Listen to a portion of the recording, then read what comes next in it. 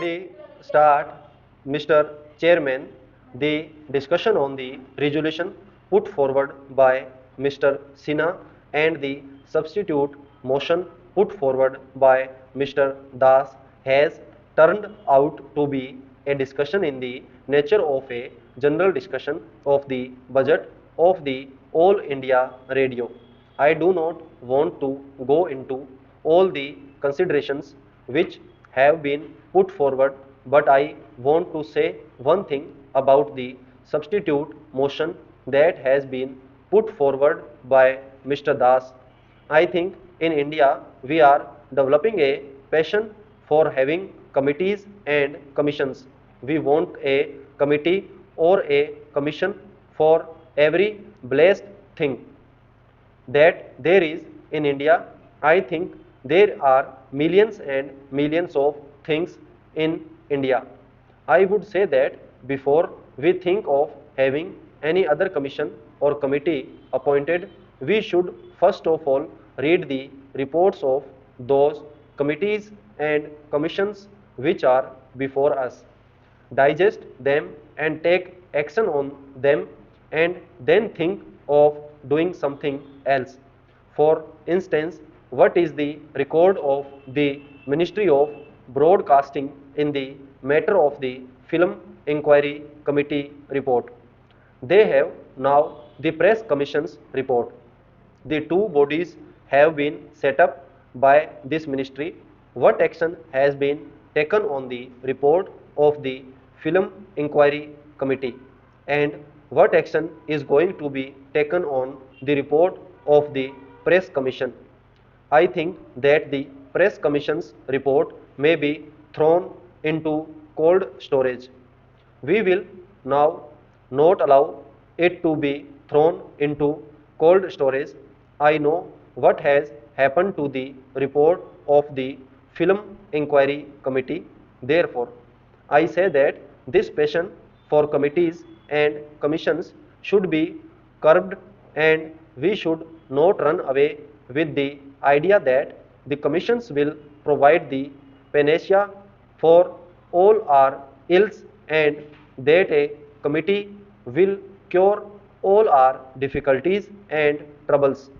Therefore, I think it is no use appointing a commission at this stage to go into the question of broadcasting. There is another thing. My friend have been asking for the appointment of a corporation. I am a member of the Lok Sabha, and if you ask me to be a party to the appointment of a corporation, it would be tantamount to this that I abrogate almost all my responsibilities and privileges as a member of the Lok Sabha. I was saying that the need is for direct control. The control should not be slackened for a minute. Unless it is done, I am sure the lines on which these persons want the radio to develop will not be possible. Why I say that there should be perpetual vigilance on the part of Parliament is for this reason. If there is corporation, my honorable friend, the Minister of Information and Broadcasting will be the most happy person. He will have all the privileges which he is having now, and he will not have the necessity of coming before us to give answers to our questions and to submit to us reports. He will have all the privileges and very little responsibility for that.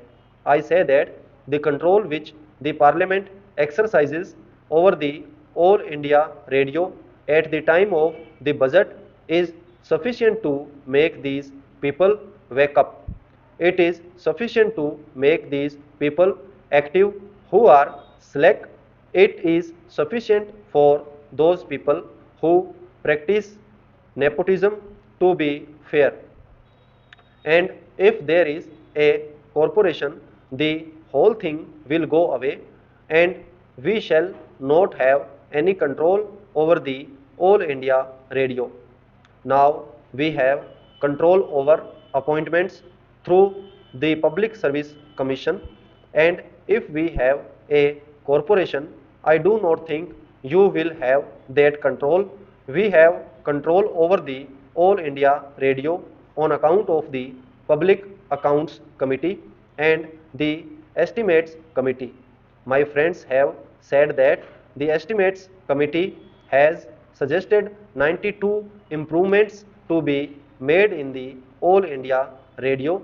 I think that shows how effectively and how comprehensively the work has been done. When work of that kind is being done by the Estimates Committee and the Public Accounts Committee, and when the whole thing comes before the House, I do not see why we should have a corporation of this kind. We in India in this transitional era are suffering from self-contradictory impulses. On the one hand, I see on the floor of this house something being said that we should not take this country or that country as our model, and on the other hand, a gentleman wants us to follow the BBC model or some other model. That is a self-contradictory impulse.